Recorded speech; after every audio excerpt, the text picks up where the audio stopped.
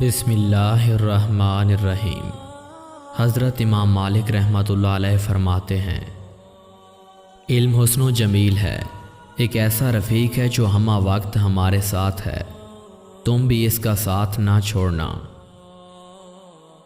اللہ سے جب بھی دعا مانگو تو اولیاء اکرام کا وسیلہ دے کر دعا مانگو۔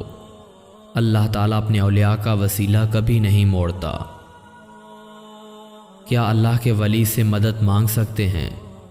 غیر اللہ یعنی اللہ کے علاوہ کسی مخلوق سے ایسی مدد مانگنا کہ جو ہمیں صرف اللہ تعالیٰ سے مانگنی چاہیے، ہرگز جائز نہیں۔ البتہ اولیاء اللہ کا وسیلہ دے کر دعا مانگنا جائز ہے۔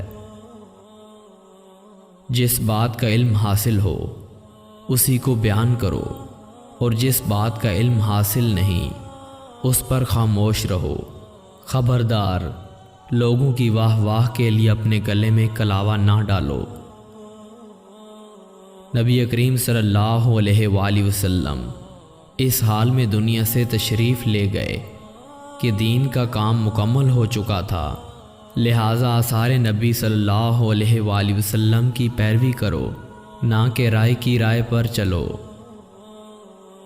تو مکمل ہے کہ تم سے زیادہ کبھی رائے والا آ جائے اور تمہیں اس کی پیروی کرنا پڑے۔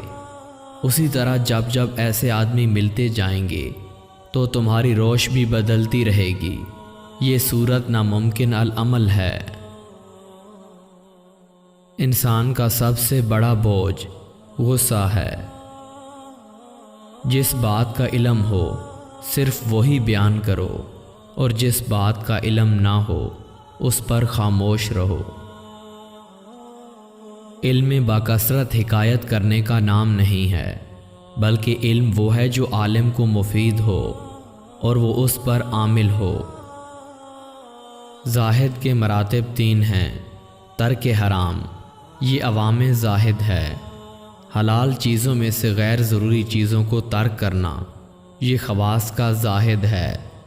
اور خدا سے غافل والی چیزوں کو ترک کرنا عافین کا زاہد ہے۔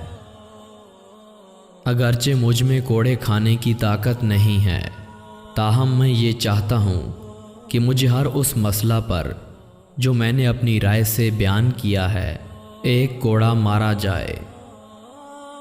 میں انسان ہوں، غلطی بھی کرتا ہوں، میں صحیح بات بھی کہتا ہوں، لہٰذا میرے فیصلے پر اچھی طرح غور کرو۔